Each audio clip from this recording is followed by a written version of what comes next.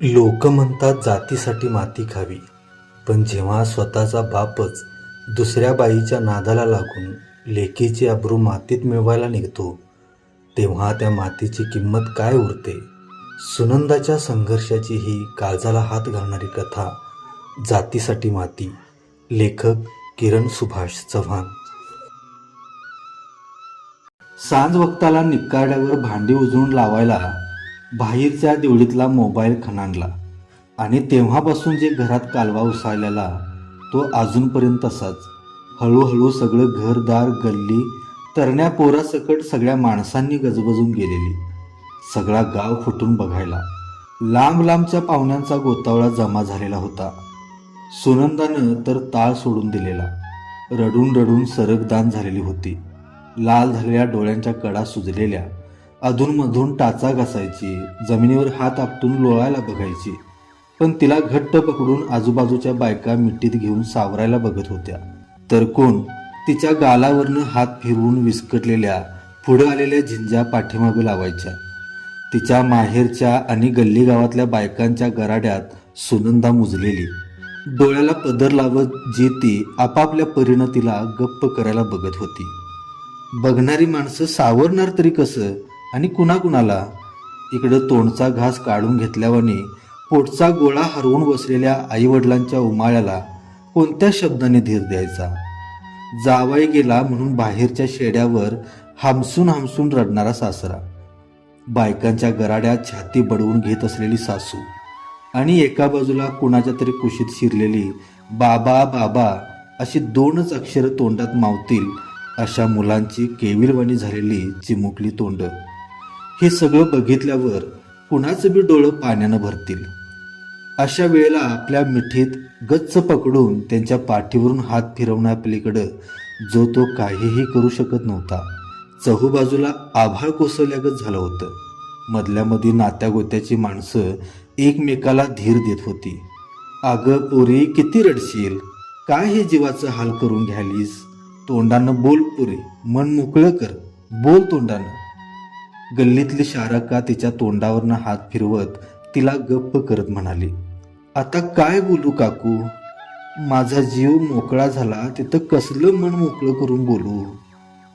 असं बोलून एखाद्या लहानग्या पोरीसारखं सुनंदानं शारकाच्या मिठीत आपला आवाज मोकळा सोडला. तशी आजूबाजूची बायाबापे गलबलून गेली. बघणाऱ्यांच्या डोळ्यांची आखणं टापोटाप भरली. गप बस, असं खोळ्यावानी करायचं नाही. गप बस बाई, सोन्यासारखी पोरं पुढ्यात आहेत. बोलण्याला बघत देत शारका पुढं विचारायला लागली, बरं लेकी, तुला फोन केव्हा आलता, काय काय सांगितलं फोनावर. तवा गावातला जाणता माणूस म्हणून बंडोबा तात्या जरा पुढं जात म्हणाला, पोरी शांत हो, हे सगळं बघून आम्हाला बी धक्का बसलाय. दुःख सगळ्यांनी झालंय, पण फोनवर काय सांगितलं ते बयाजवर सांग पोरी. तसं दाटलेल्या गळ्यातनं कसंबसं शब्द बाहेर काढत सुनंदा बोलायला लागली, अव काल हे जाणार म्हणून सकाळी लवकर उठून सगळी आवरावर केली. जेवायला वाढलं, भूक लागली तर वाटेला खातील म्हणून 4 भाकरी बी संग बांधून दिल्यात. पोरासनी चांगली सांभाळ, आईबाबांच्या तब्येतीकडे लक्ष दे आणि 4 माणसं घेऊन शेतातली बी कामं जपून कर, असं सगळं सांगून चांगल्यापणे घरातनं बाहेर पडलं. इथनं 12ला कोल्हापूर गाडीला बसलं. तिथनं पुढं रेल्वेनं मुंबईला जाणार होतं, पण माझा राजा मुंबईला पोचलाच नाही.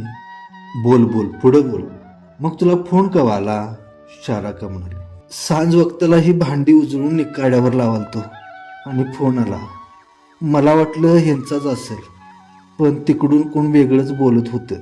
म्हणालं रेल्वे ऑफिसातनं बोलतोय. त्यानंतर माझ्याकडनं गाव नाव विचारलं. तसंच त्यांच्या पाकिटातल्या कागदपत्रावरून ओळख पटवली. अशा नावाची व्यक्ती रेल्वेतनं पडून असा कसा ग धडधाकट माझा राजा रेल्वेतनं पडला. सकाळी दिलेल्या भाकऱ्या बी एका पिशवीत बांधून ठेवलेल्या त्यासनी दिसल्या एवढ्यापर्यंत त्यांनी सांगितलं. जे घडलं ते सगळं धक्कादायकच. बोलत चालत सगळ्यांना व्यवस्थित राहा म्हणून सकाळी बाहेर पडलेला माणूस मुंबईला जायला निघतो काय आणि मुंबईच्या अलीकडं रेल्वेतून पडून मरतो काय. जे घडलं ते सगळं जीवाला घोर लावून ठेवणारं. सुनंदाची रात्री 2दा दातखिळी बसलेली. जवळच्या कांद्याची टरपालं बाहेर भिरकावून तिचा चुलता तिच्याजवळ येऊन बसला. तिच्या गळणाऱ्या डोळ्यातलं पाणी पुसत डोक्यावरनं हात फिरवत तो बोलू लागला. पाखरू या घरट्यासाठी पिलासाठी दाणं टिपायला म्हणून परदेशाला गेलं, पण भरकाटलं. पोरी ते आता त्या देशात बी गावणार नाही आणि परत बी येणार नाही. तेव्हा पोरी आता या घरट्याची जबाबदारी तुझ्यावर आहे. तूच अशी ढळलीस तर या पिलाने कुणाकडं बघायचं? तिचं भिजकं गाल दोन्ही तळ हातात धरून तो पुढं म्हणाला, रात्र उलाटलीया, भगाटले आता. काल सांज वक्तापासून तुझ्या जीवाची घालमेल सुरू आहे. पोरी सगळ्यांनीच दुःख झालं या. हे बघ, रात्रभर सगळा गाव पावनं पै ताटकळल्यात. तेव्हा तू शांत हो. तू शांत झालीस तर सगळ्यांनी बाहेर पडायला मार्ग मोकळा. पहाटेच्या पारी करकरायला लागलेलं कावळं घरावर घिरट्या घालत होतं. रात्री घरासमोर मड्याला घातलेलं आंघोळीचं पाणी आता मुरलेलं दिसत होतं आणि दुःखाची तोंडं घेऊन एक एक जण सुनंदाच्या घरातून बाहेर पडत होता. माधू नाईक शांत स्वभावाचा, प्रामाणिक, आईवडिलांना 2 मुलीच्या पाठीवरचा एकुलता एक मुलगा. त्यावेळी परिस्थिती बेताचीच. 10वी झाली तशी त्यानं मुंबई गाठली. ते तिकडल्या तिकडंच कधीतरीच गावाकडे यायचा. नशिबानं चांगल्या पगाराची नोकरीही भेटली. तशी पाठीमागली सुधारणा झाली. जुन्याचं नवं करत चांगलं घर बांधलं. गावच्या मावळतीला असलेल्या खोऱ्यात अर्धा एकर रानही घेतला. 4 पैसे जवळ बाळगून होता. प्रगती चांगली चाललेली आणि आता कुठं खच्चून 4 वर्ष लग्नाला होत आलेली. देवाच्या दयेनं गुणवान मिळालेली बायको आणि पोटाला एक मुलगा आणि एक मुलगी असा सुखाचा संसार होता. पण काळ आडवा आला आणि पुढं हे सगळं असं घडलं. दिवस जात होते.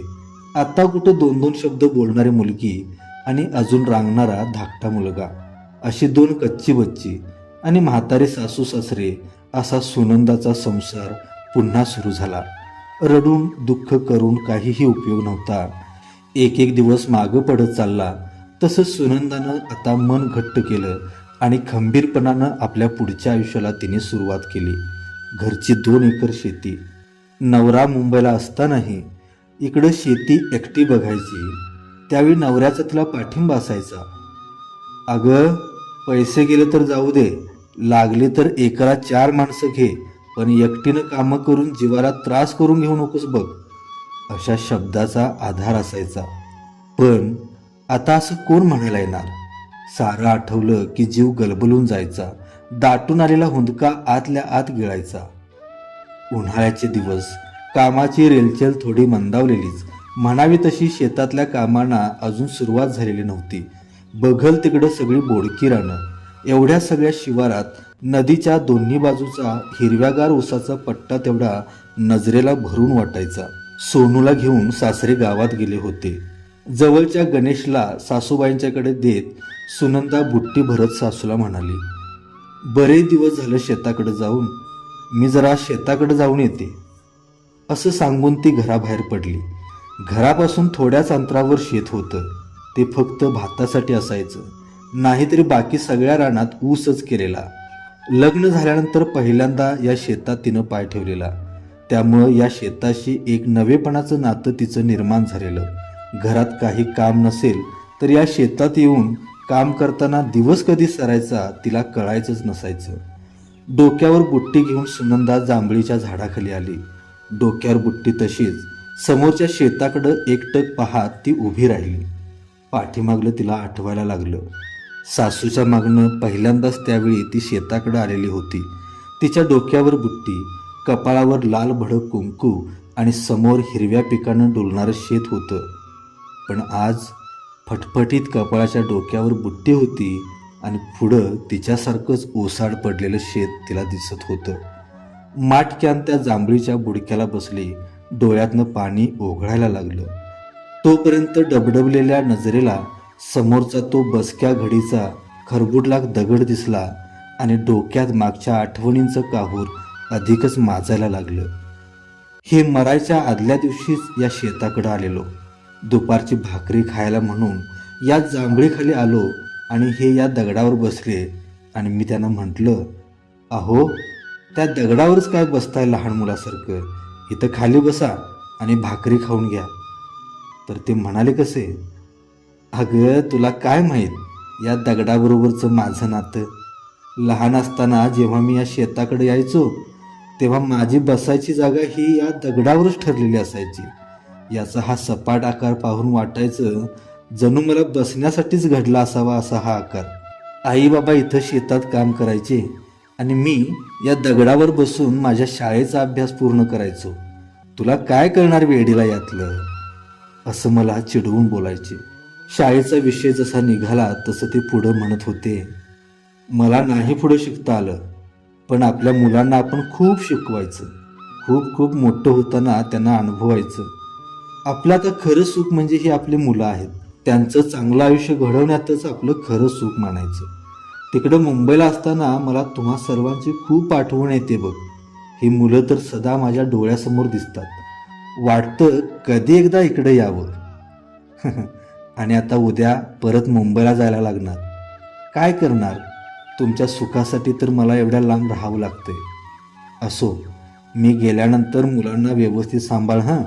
त्यांच्या शाळेकडे जास्त लक्ष दे. हो हो, जेव्हा आता पुरे झालं, असं म्हणून मी त्यांच्या बोलण्यावर हसले होते. सगळं कसं आता समोर घडल्यासारखं. आठवणींचा काळ डोळ्यासमोर नाचून गेला आणि दुःखाच्या आवेगात त्या दगडावर हात पसरून सुनंदानं आपला दुःखानं भरलेला देह झोकून दिला. दगडावर तुटून पडणाऱ्या अश्रूंच्या धारांना सावरणारा आता कुणाचाच हात नव्हता. पुढं रणरणत्या उन्हात जांभळीच्या झाडाखालचा हुंदक्याचा आवाज सभोवार भरून राहिलेला. बाकी शिवारभर नुसता सळसळणाऱ्या पानातून रिकामा वारा वाहत होता. अशीच 2 वर्षे निघून गेली. सुनंदानं जमेल तसं घरचं बघत बाहेरच्या माणसांना घेऊन शेताच्या कामात लक्ष घातलेलं. त्यात म्हातारे सासू सासरे, त्यांचं दुखणं पाकणं, लहान मुलांची उसाबर यात तिच्या एकटीची ओढाताण व्हायची. परंतु ती निभावून न्यायची आणि आता या साऱ्याची तिला सवय झालेली. परड्या अंगाला आंब्याच्या रोपांना पाणी घालत असलेली सुनंदा ते तसंच अर्ध्यावर सोडून पाठीमागल्या कट्टीवर येऊन रेलून बसलेली. मगाशी चुलत्यांचा फोन येऊन गेला तसं तिला काहीच कळेनसं झालेलं. आईचा आणि चुलत्यांचा वरचेवर फोन असायचाच, त्यातल्या त्यात चुलत्यांचा जास्त. चुलत्यांची वडिलांपेक्षाही तिच्यावर जास्त माया. सगळ्या भावंडात ती एकच मुलगी असल्यामुळं थोडी जास्तच लाडायची. एरवी चुलत्यांचा फोन असायचा, बरं वाईट विचारायचे. वडिलांचं दारू पिऊन आईला सतत मारझोड करणं हे तर अनेकदा त्यांनी फोनवर तिला सांगितलं होतं. तसं तर आईला वडिलांच्यापासून होणारा त्रास हा सुनंदाला कळत असल्यापासूनचा प्रकार होता. त्यात आईचा एकदम साधा स्वभाव, कुणाच्या दारात ना घरात, आपलं काम भलं आणि आपलं घर. माहेरचा आधार तर केव्हाच मागं पडलेला. अशात आबरूला घाबरून सोसत राहायची. याच्या उलट बाप तापट स्वभावाचा, शेतात राबणं कमी, मात्र बाहेर बाजारातून हिंडून फिरून दलालीचे उद्योगच जास्त करायचा. हातात पैसा खेळायचा, त्यामुळं दारूचं व्यसन. पोटाला 2 मुलीच, त्यामुळं मुलगा नसल्याचा एक राग नेहमी आईवर काढायचा. नेहमी आईला मारझोड, कधी संपवायची भाषा. घरात कमी आणि बाहेरच जास्त वेळ असायचा. आंब्याच्या बुडक्याला जमा झालेल्या गढूळ पाण्याकडे एकसारखं बघत सुनंदा मगाचपासून विचार करत बसलेली. कामातनं सवड काढून 2 दिवसांनी ये, तुझ्या संग एक महत्त्वाच्या विषयावर बोलायचं आहे. आबा असं का बरं बोलले असतील, याच विचारानं तिची काळजी समोरच्या पाण्यासारखी अधिकच गढूळ झाली होती. सुनंदा आपल्या 2 मुलांना घेऊन माहेरी आली. त्या रात्री तिनं सोनूला आणि गणेशला बरोबर घेतलं आणि आईला सांगून ती आपल्या चुलत्यांच्या घरी गेली. घरी आलेल्या सुनंदाला तिच्या मुलांसह पाहून चुलत्यांना खूप आनंद झाला.